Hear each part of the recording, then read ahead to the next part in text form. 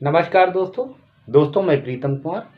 दोस्तों हम लोग उत्तर प्रदेश पुलिस के लिए घटना चक्र का जो टो आया है, टो सीरीज का हम लोग सॉल्व कर रहे हैं। 8वां प्रैक्टिस सेट आज हम लोग करेंगे हिंदी का।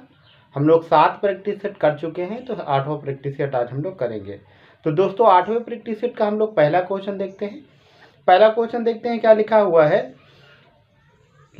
मृतिका।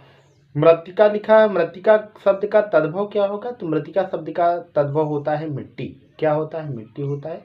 बाकी मिर्च, मोती और मौत, ये आपके क्या है? ये सारे आपके क्या है? तो ये तो सब तत्सम है।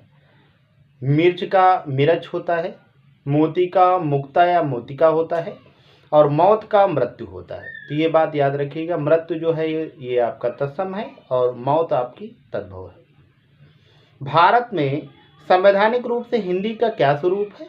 तो हिंदी को राजभाषा कहा जाता है। क्या कहा जाता है? राजभाषा का दर्जा दिया गया है। 1963 से हर कार्यालय में हिंदी को अनिवार्य कर दिया गया है। और साथ ही एक बात और ध्यान दीजिएगा, ये राजभाषा आयोग की बात करें तो 1955 में गठित हुआ था और बीजी खेर की अध्यक्षता में गठित हुआ था। बीजी खेर की बात करें तो बाल गंगाधर खेर उनका पूरा नाम है। और राजभाषा की बात कही कि भाग 17 में अनुच्छेद 343 से 351 के बीच इसकी चर्चा की गई है। तो ये बात याद रखिएगा सारी। अगला क्वेश्चन देखिए, तालव्य महाप्राण घोष वर्ण का उदाहरण कौन है? तो दोस्तों तालव्य वर्ण 5 आपकी हमने पढ़ाया था, 5 आपके वर्ग पढ़ाए थे, जिसमें का वर्ग, चा वर्ग, टा वर्ग, ता वर्ग और पा वर्ग है। तो का वर्ग का उच्चारण स्थान क्या होता है? का वर्ग के जितने व्यंजन हैं जैसे का, खा, गा, घा, अंगा और अंगा, इनका उच्चारण स्थान कंठ है। वहीं विसर्ग का और हा का उच्चारण स्थान और दोनों आ का उच्चारण स्थान कंठ है। वहीं चा वर्ग या और सा, कौन सा सा? जैसे सलीफा वाला सा जिसको आप कहते हैं उसको तालव्य सा कहा जाता है। और इनका उच्चारण स्थान क्या है? और दोनों ई, इनका उच्चारण स्थान आपका तालव्य है, तालु है।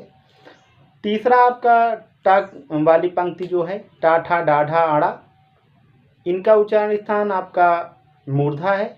मूर्धा की बात करें तो दांत के ऊपर जो स्थान होता है उसे मूर्धा कहा जाता है, दांतों के ऊपर मूर्धा है। और इसी के अलावा री का उच्चारण स्थान और रा का उच्चारण स्थान भी आपका मूर्धा है। बात करें तावर्ग की, तो तावर्ग की ता, ला और सपेरा वाला सा जिसको आप कहते हैं दंती सा, उसका उच्चारण स्थान दंत है। वहीं पावर्ग पा, फा, बा, भा, मा, इनका और साथ में अनुस्वार और दोनों ऊ, छोटा ऊ और बड़ा ऊ, इनका उच्चारण स्थान क्या है? तो इनका उच्चारण स्थान सभी का आपका ओष्ठ है। तो ये बात भी याद रखिएगा। अब इसमें पूछा है तालव्य महाप्राण घोष वर्ण का उच्चारण स्थान क्या है? तो पहला दिया है घा, दूसरा दिया है या, तीसरा दिया है छा, झा और चौथा दिया छा। अब देखिए तालव्य में क्या होता है? तो तालव्य में चा वाली पूरी पंक्ति आती है। अब 3 ऑप्शन इसमें है चा की। और उसके बाद दिया है महाप्राण। महाप्राण की अगर बात करें तो प्रत्येक वर्ग का दूसरा और चौथा व्यंजन महाप्राण होता है। वर्ग 5 होते हैं, का वर्ग, चा वर्ग, ता वर्ग और पा वर्ग। उसमें दूसरा जैसे आपका खा और चौथा और गा। चा वर्ग में बात करें तो छा और झा। वही टा वर्ग में बात करें तो ठा और क्या होगा? ढा। और बात करें तावर्ग में था होगा और धा होगा। और वही पावर की बात करें तो फा होगा और बा होगा। अब इसमें क्या दिया हुआ है? छा दिया हुआ है और झा दिया हुआ है। अगला पूछा घोष वर्ण। तो घोष वर्ण में क्या होता है दोस्तों? घोष या सघोष की बात करें तो प्रत्येक वर्ग का तीसरा, चौथा, पांचवा व्यंजन होता है। अब देखिए पांचवा व्यंजन, चौथा, पांचवा होता है। 4 इसमें भी कॉमन है, 4 उसमें भी कॉमन है। तो 4 इसमें कॉमन होगा तो क्या होगा? झा होगा। झा से झंडा वाला झा आपका इसमें सही होगा। किसी बोली में ने परसर्ग लगाया जाता है। तो ने परसर्ग की अगर हम बात करें तो ने परसर्ग खड़ी बोली में लगाया जाता है। आप देखते हैं खड़ी बोली अधिकांश उसमें नहीं प्रयुक्त होती है। अगला क्वेश्चन देखिए, निम्नलिखित में से समानार्थी शब्द का कौन सा जोड़ा सही नहीं है। तो समानार्थी की बात करें तो इसमें पहला सही होगा, नहीं है, कमल, अम्ब और आब। अम्ब और आब पानी के पर्यायवाची, कमल के नहीं है, बाकी सभी सही है। झंडा का ध्वज और पताका बिल्कुल सही लिखा हुआ है। दांत का दंत और रदन बिल्कुल सही लिखा है। और चांद का राकेश और शशि ये भी सही लिखा हुआ है। तो आपका ये पहला ऑप्शन सही नहीं है। अनुचित विकल्प का जोड़ा कौन सा है। तो अनुचित विकल्प का जोड़ा पहला दिया अनुराग का विराग, बिल्कुल सही है। उन्नति का उन्नति, उन्नत का उन्नति, तो उन्नत का अवनत होता है और उन्नति का अवनति होता है। तो ऑप्शन यही गलत है, बाकी सभी दिया हुआ है। कटु का मधुर होता है विलोम, और अल्पज्ञ का बहु विलोम होता है, ये बिल्कुल सही लिखा हुआ है। इनमें से खोज का अनेकार्थी शब्द कौन सा है। खोज की बात करें तो खोज का अनुसंधान होता है, तलाश होता है, जिज्ञासा होती है, और इच्छा पूर्ति नहीं होती। क्या है, इच्छा पूर्ति इसका नहीं होगा, बाकी सभी हैं। पूर्व दिशा के लिए इनमें से उपयुक्त शब्द कौन सा होता है। तो मैंने क्लास में पढ़ाते हुए बताया भी था। पूर्व की दिशा को कहते हैं प्राची, पश्चिम की दिशा को कहते हैं प्रतीची, उत्तर की दिशा को कहते हैं उदीची, और दक्षिण की दिशा को कहते हैं अवाची। अब बीच की दिशाओं की बात करें तो इसके लिए शब्द याद रखिएगा, बीना। बी आपका सबसे ऊपर होगा, फिर पूरब की तरफ आई होगा, और फिर एन होगा आपका पश्चिम की तरफ, फिर आपका पूरब की तरफ क्या होगा, ए होगा। तो उत्तर और पश्चिम के बीच की दिशा को वायव्य कहा जाता है। उत्तर और पूरब के बीच की दिशा को ईशान कहा जाता है। दक्षिण और पश्चिम के बीच की दिशा को कहा जाता है नैऋत्य, और दक्षिण और पूरब के बीच की दिशा को आग्नेय कहा जाता है। तो ये याद रखिएगा, पिछली बार उत्तर प्रदेश के पुलिस के पेपर में पूछा गया था। अगला क्वेश्चन देखिए, आप निसंकोच चले जाओ। इस वाक्य की त्रुटि सुधारने के लिए इनमें से सही वाक्य छांटे। तो आप निसंकोच चले जाइए, आप निसंकोच चले जाइए, अपने से बड़े के लिए चले जाइए शब्द प्रयुक्त होता है, तो ये आपका बिल्कुल सही होगा। इनमें से शुद्ध शब्द कौन सा है। तो विद्यावाचस्पति इसमें सही होगा, आपका दंती सा आधा होगा, तो ये आपका सही होगा। गुणवान का स्त्रीलिंग क्या होगा। तो दोस्तों गुणवान का जहाँ पर वान शब्द या वात शब्द लगा हुआ है तो वहाँ पर वती हो जाता है। जैसे गुणवान का गुणवती होता है, भाग्यवान का भाग्यवती होता है, ये होता है आपका। और वही मान की बात, जहाँ पर मान होता है वहाँ मति हो जाता है, जैसे श्रीमान का श्रीमती होता है। तो ये भगवान का भगवती होता है। भवानी का पुल्लिंग क्या होगा। तो भवानी का भव होता है, तो ये भी याद रखिएगा। तो गुणवती इसमें सही है। लुटिया शब्द का बहुवचन क्या होगा। तो लुटिया का लुटियाँ होता है, लुटियाँ। लुटिया का लुटियाँ, चुटिया का चुटियाँ, खटिया का खटियाँ, ये आपका सही है। तो आपका लुटियाँ सही है। हनुमान ने संजीवनी बूटी से लक्ष्मण के लिए होश लाए। तो वाक्य में किसकी त्रुटि का आधार पहचानिए। तो विशेषण, वचन, लिंग और कारक। कारक संबंधी दोष है। क्यों, क्योंकि हनुमान ने संजीवनी बूटी से लक्ष्मण के लिए नहीं, लक्ष्मण को होश लाए। तो के लिए नहीं, लक्ष्मण को होश लाए। कोई सज्जन आपको बुला रहा है, इस वाक्य में किस किस सर्वनाम का प्रयोग हुआ है। तो अनिश्चित। कोई, कुछ, बहुत, अधिक, ये आपके अनिश्चित जो है अनिश्चय वाचक सर्वनाम है। मेरी बहन 10वीं कक्षा में पढ़ती है। इस वाक्य में 10वीं शब्द में कौन सा विशेषण है। तो 10वीं संख्यावाचक विशेषण है, ये बात याद रखिएगा। कृपया मेरी थोड़ी सी मदद करो। इस वाक्य में थोड़ी सी किस प्रकार का क्रिया विशेषण है। तो परिमाणवाचक क्रिया विशेषण। कैसा है, परिमाणवाचक क्रिया विशेषण है। अगला देखिए, यदि बारिश होती तो सूखा ना पड़ता। यदि बारिश होती तो सूखा ना पड़ता। इस वाक्य में काल का कौन सा रूप है। तो यदि बारिश होती तो सूखा ना पड़ता, जहाँ एक क्रिया पर दूसरी क्रिया आश्रित हो। और भूत की अगर बात करें तो वहाँ हेतु हेतु मत भूत होता है। अगर भविष्य की बात करें तो हेतु हेतु मत भविष्य होता है। तो यहाँ पर क्या होगा, हेतु हेतु मत भूत काल होगा।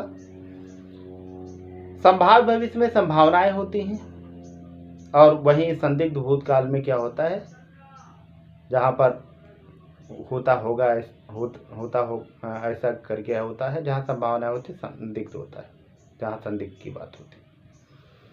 अगला देखिए, मुख्यमंत्री ने घोषणा की वाक्य को कर्म वाच्य में बदलना। मुख्यमंत्री के द्वारा घोषणा की गई, ये आपका सही होगा कि मुख्यमंत्री के द्वारा घोषणा की गई। तो क्या के द्वारा लग जाता है कर्मवाच्य में, विशेष रूप से ये ध्यान रखिएगा। प्रातः काल शब्द में कौन सा उपसर्ग है? तो प्रातः शब्द क्या है? उपसर्ग है, प्रातः शब्द उपसर्ग होगा इसमें। बहाव शब्द में कौन सा प्रत्यय है? तो बहाव में आव प्रत्यय होगा। कौन सा प्रत्यय होगा? आव प्रत्यय होगा। आग्नेयास्त्र का सही संधि विच्छेद करें। आग्नेयास्त्र का क्या होगा? अग्नेय धन अस्त्र, अग्नेय धन अस्त्र होगा और इसमें दीर्घ स्वर संधि है, तो पहले ऑप्शन सही होगा। सुपुत्र में कौन सा समास है? तो सुपुत्र में कर्मधारय समास है। अच्छा है, तो सॉरी सुपुरुष लिखा है, तो अच्छा है जो पुरुष सुपुरुष कहा जाता है, तो अच्छा है जो के समान जिसमें आते हैं उसमें कर्मधारय होता है। उप विराम का प्रयोग इनमें से किस वाक्य में हुआ? तो उप विराम का चिन्ह 2 छोटे छोटे बिंदु लगाए जाते हैं विशेष किसी को दर्शाने के लिए, तो दूसरा ऑप्शन इसमें सही होगा। मिश्र बंधु 3 है, गणेश बिहारी, श्याम बिहारी और सुखदेव बिहारी। अच्छा, विराम का कहाँ पर प्रयोग होता है? तो पुस्तक के शीर्षक के लिए, निबंध के लिए और पृथक विवरण के लिए प्रयुक्त होता है। ये 3 बात याद रखिएगा, पुस्तक के शीर्षक के लिए, निबंध के लिए और पृथक विवरण के लिए। खल की दवा पीठ की पूजा दिए गए विकल्प में कौन सा विकल्प प्रस्तुत लोकोक्ति का उचित अर्थ दर्शाता है? तो दुष्ट लोग पीटने से ही ठीक होते हैं। खल का मतलब ओखली की बात करता है, उसमें कूटी जाने वाली दवा बिना उसके सही नहीं होती, कूटे हुए। उसी तरह दुष्टों की कुटाई जब तक नहीं होती तब तक वो ठीक नहीं रहते, ये बात याद रखिएगा, सही भी है। अगला क्वेश्चन देखिए, जो व्यक्ति वस्तु या परिस्थितियां स्थायी भावों को उद्दीप्त या जागृत करती हैं उन्हें कौन सी संज्ञा दी जाती है? तो दोस्तों आप रस पढ़े होंगे तो उसमें स्थायी भाव, संचारी भाव और ये सारी चीज़ें आई होंगी। तो स्थायी भाव की संख्या कितनी है? तो 9 मानी जाती है। संचारी या व्यभिचारी भाव की संख्या मानी जाती है 33। और वही विभाव की अगर बात करें तो विभाव 2 होते हैं, आलंबन विभाव और उद्दीपन विभाव। तो इसमें विभाव सही होगा। अनुभाव, जो भाव के पीछे भाव आते हैं उसे अनुभाव कहा जाता है। गद्यांश पढ़ के, तो अगला क्वेश्चन देखते हैं दोस्तों। अगला क्वेश्चन जो है वो गद्यांश संबंधित है। तो गद्यांश पढ़ने के पहले हम लोगों को ये बात ध्यान देने की आवश्यकता है कि गद्यांश के पहले हम लोग क्वेश्चन को पढ़ेंगे, तब हम गद्यांश सॉल्व करेंगे। दिया है, श्रम के बिना व्यक्ति को क्या खाने का अधिकार नहीं है? सब्जी, मिठाई, रोटी और पैसा। श्रम का महत्व सर्वविदित है, इसके माध्यम से मानव विशाल बाढ़ को नियंत्रित करता है, गरजते और उपनाते सागर की लहरों को चीरकर जलपोत चलाकर आगे बढ़ता है, विशाल पर्वतों के मध्य से राह खोजता है, दुरूह समस्याओं को पलक झपकते ही हल करता है, उद्योगी मानव को ही लक्ष्मी वरण करती है। श्रम जीवन में उत्थान की कुंजी है। श्रम लक्ष्य की ओर बढ़ने और उसे प्राप्त करने में सहायक है। श्रमजीवी मानव राष्ट्र का आभूषण, आदर्श जीवन का प्रतीक है। किसी कवि के शब्दों में गति का नाम अमर जीवन है, निष्क्रियता ही घोर मरण है। जीवन के क्षेत्र में श्रम मनुष्य अनिवार्य, श्रम के बिना किसी भी व्यक्ति को रोटी खाने का अधिकार नहीं। तो क्या नहीं है? रोटी खाने का अधिकार नहीं, गद्यांश में दिया हुआ है, तो रोटी सही होगा। राष्ट्र का आभूषण किसको कहा गया? तो श्रमजीवी मानव को। अभी थोड़ी देर बाद पहले आया था श्रमजीवी मानव। महात्मा गांधी जी लोगों को किसकी कमाई खाने के लिए कहा जाता है, कहते हैं? तो ईमानदारी की कमाई खाने के लिए कहते थे वो, ये बात याद रखिएगा। अगला देखिए, दिए गए गद्यांश का उपयुक्त शीर्षक हो सकता है पूंजी, उद्योग का महत्व, श्रम का महत्व। किसका महत्व? श्रम का महत्व उसमें दर्शाया गया है। उपर्युक्त गद्यांश के अनुसार कब दुनिया में अन्न की कमी नहीं रहेगी? तो हम लोग गद्यांश एक बार फिर पढ़ते हैं। ईश्वर ने हमें 2 हाथ पैर दिए हैं, वे परिश्रम करने के लिए ही हैं। राष्ट्र उत्थान और आत्मोत्थान के श्रम तथा सतत उद्यमशीलता परम आवश्यक है। अतः जो आदमी एक क्षण भी व्यर्थ गंवाता है वह ईश्वर का अपमान करता है, अपने राष्ट्र का अहित करता है आज देश में जो भयानक गरीबी और बेकारी उसे देखकर अत्यंत दुख होता है। शारीरिक श्रम करने में जो गौरव है उसे हम नहीं जानते। भारत का मनुष्य अपने व्यवसाय से हटकर कार्य करने में अपमान समझता है। यदि सब श्रम करें तो धनी गरीब ऊंच नीच का भेदभाव समाप्त हो जाएगा।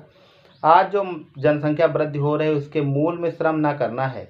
महात्मा गांधी जी ने कहा था, यदि सब लोग परिश्रम की कमाई खाएं तो दुनिया में अन्न की कमी नहीं रहेगी और सबको अवकाश का समय भी मिलेगा। तो किसकी परिश्रम की कमी, परिश्रम तो कहा गया सभी परिश्रम की कमाई खाएं। महात्मा गांधी ने यही कहा था।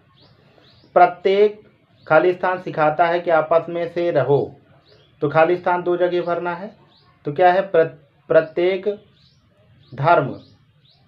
धर्म सिखाता है कि आपस में भाईचारे से रहो। किससे रहो? भाईचारे से रहो।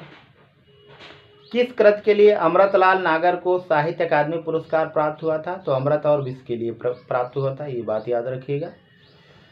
का खा गा पत्रिका का प्रकाशन कहाँ से होता था? ये प्रकाशन प्रयागराज से होता था। कालांतर में ये प्रकाशन होने लगा था लखनऊ में।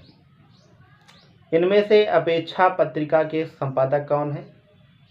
एन सिंह, तेज सिंह, श्योरराज सिंह बेचैन, राजेंद्र यादव।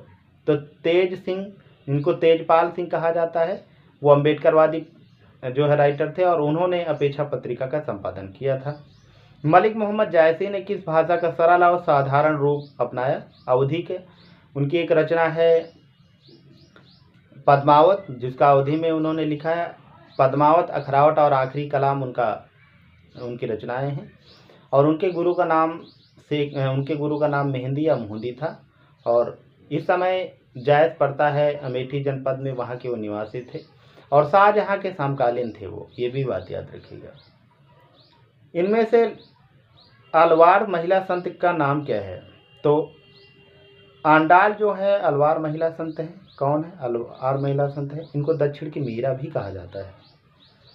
अचल किस साहित्यकार का उपनाम है? तो अचल जो नाम है वो रामेश्वर शुक्ल अचल कहा जाता है। रामेश्वर शुक्ल अचल कहा जाता है। तो नमस्कार दोस्तों, आज यहीं तक। अगले वीडियो में फिर मिलेंगे, तब तक के लिए नमस्कार।